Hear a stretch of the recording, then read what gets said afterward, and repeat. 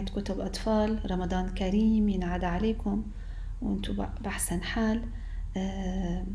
عم نحاول نكمل بهالعادة الحلوة تبع انه نقرأ معا بقصة يوم الثلاثاء. هالمرة بس برمضان تغيير، القراءة مالها لايف. خبرونا انه رمضان امسياته بتكون مشغولين العالم كلهم. تقبل الله طاعاتكم او طاعاتكم. بس قررنا انه نحن نكمل بفيديوهات لقصص مسجلة وعلى وقتكم وراحتكم تقرؤوها مع أطفالكم. بس خلينا نحاول نحافظ على عادة القراءة الجماعية مع أطفالنا. القصة اللي اخترناها اليوم اسمها مذكرات فتى مريخي، من تأليفي ماريا دعدوش، ومن رسومات بسمة حسام. تلك الرسومات المبدعة اللطيفة. بعتذر انه صوتي شوي مبحوح بسبب الانفلونزا، بس يلا تحملوني. مذكرات فتى مريخي. يوم الجمعيخ في 23 من أيلوليخ. اليوم حفل عيد ميلادي. صار عمري 5 سنوات، 5 سنوات طويلة. صرت كبيرا جدا. قد تذهلون لو أخبرتكم أن في كوكب الأرض جارنا الأطفال المساكين ذو ال5 سنوات يكونون نصف مقاسي فقط. لماذا؟ شوفوا الصور. يا ترى البطل هو اللي على اليمين؟ عندي سؤال للأطفال. ولا اللي على اليسار؟ هو عم يقول الأطفال على الأرض نصف مقاسي، معناته اللي عم يحكي هو الشخص مين؟ هلأ بنشوف مين البطل. لأن السنة على الأرض تساوي نصف السنة على المريخ. هيدي كوكب الأرض أنا بعرفه لونه أزرق، والشمس أنا بعرفه كمان بعرفها لونها أصفر. الكوكب الثالث لنشوف مين بيعرف اسمه. من عنوان القصة ممكن أنه نعرف. فرحت لما جاءت عمتي بنفسجة مع عمي خضور. ثم جاءت خالتي حمريتة مع خالي زروق. وأخيرا وصل جدي وجدتي أبو صفرون وأم صفرون. حلو هالكوكب كله ألوان. لكن هل تودون أن تعرفوا ما الذي أفرحني أكثر من قدومهم إلى الحفل؟ سأخبركم. كل واحد منهم كان بيده هدية جميلة. يا سلام. يوم السبتيخ في 54 من أيلوليخ. غريب، شو هالأيام الغريبة اسمها على المريخ. بدل السبت سبتيخ، بعدين 54. الشهر طويل يبدو على المريخ. نحن شهورنا على الأرض كم يوم؟ ممكن 29 أو 30، بس على المريخ 54 مكتوب. طيب اليوم فتحت هدية عمتي بنفسجة. في داخلها وجدت أنفا جميلا ركبته على وجهي وصرت أشم به. شم شم شم شم شم شم. غاز الكربون المنعش دخل أنفي. ما كان هذا بطلنا عنده أنف. يبدو أنه بعد عمر ال5 سنوات تصل قطع الرأس أو قطع الوجه بالمريخ. يشم غاز الكربون. طب عندي سؤال. نحن ماذا نشم على كوكب الأرض؟ في المدرسة أخبرتنا المعلمة أن الكوكب المجاور لنا اسمه الأرض، وأن أنوف الناس فيه تتنشق غازا غريبا اسمه الأكسجين. من يريد أن يتنفس أكسجينا؟ ما له مبسوط منه الأكسجين. نفتكر بالبطل بالمريخ أنه الأكسجين رائحته غير جميلة. الحمد لله في أكسجين. يوم الأحديخ في 55 من أيلوليخ. اليوم فتحت هدية عمي خضور. في داخلها وجدت أذنين كبيرتين ركبتهما على جانبي رأسي وصرت أسمع بشخت بشخت يا ترى شو عم يسمع؟ شوفوا هالاثنين حلوين شكلهم مثل القمع. طيب نمشي نشوف شو عم يسمع.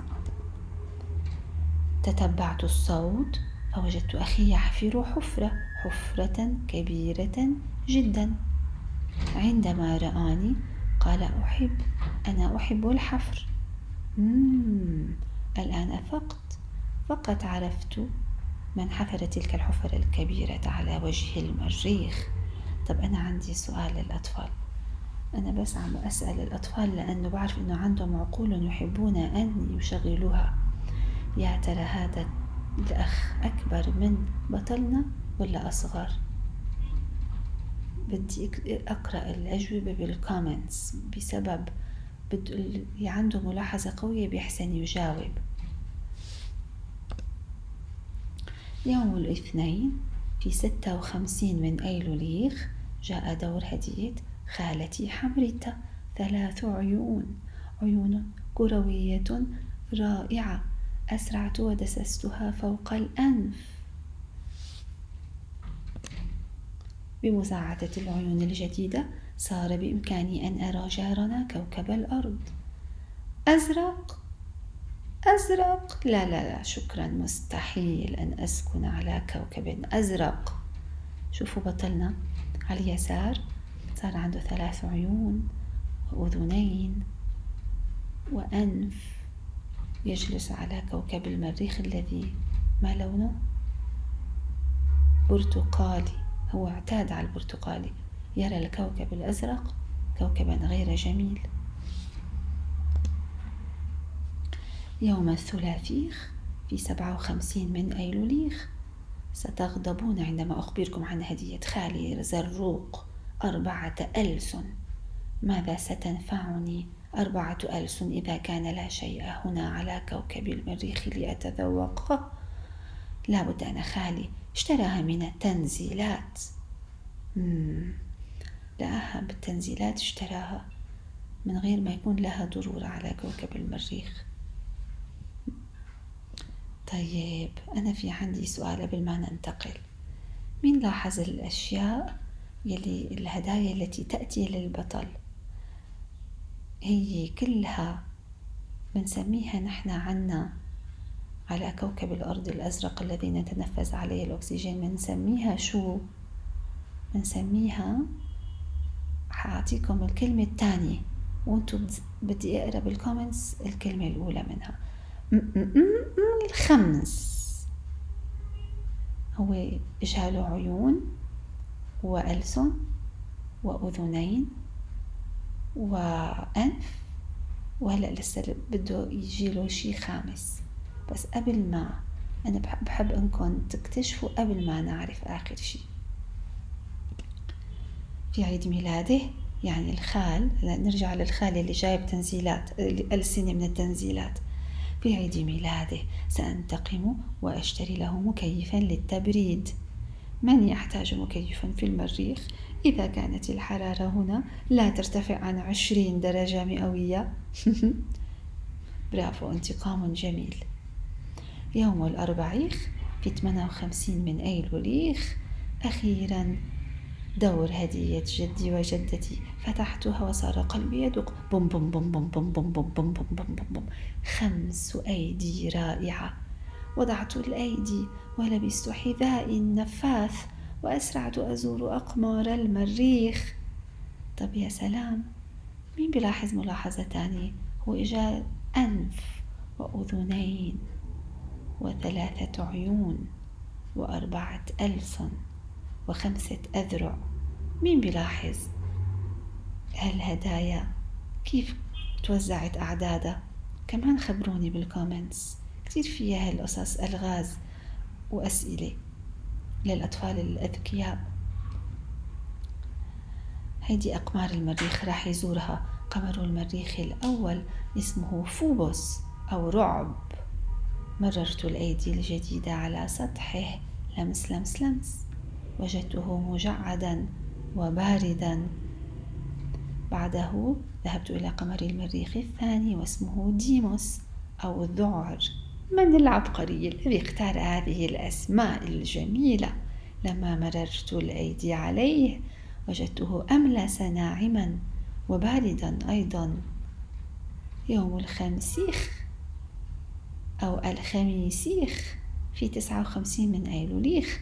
اليوم سأكتشف المريخ الجميل بحواسي الجديدة، أنف وأذنان وعيون وألسن وأيدي. ما أجمل أن تبلغ 5 سنوات وأنت على المريخ. بتمنى تكونوا حبيتوا القصة. هذه المعلومات اللي ذكرناها عن كوكب المريخ، بتحبوا اقرأوها وخبرونا بالكومنتس شو تعلمنا عن كوكب المريخ والأشخاص الذين يقطنون عليه.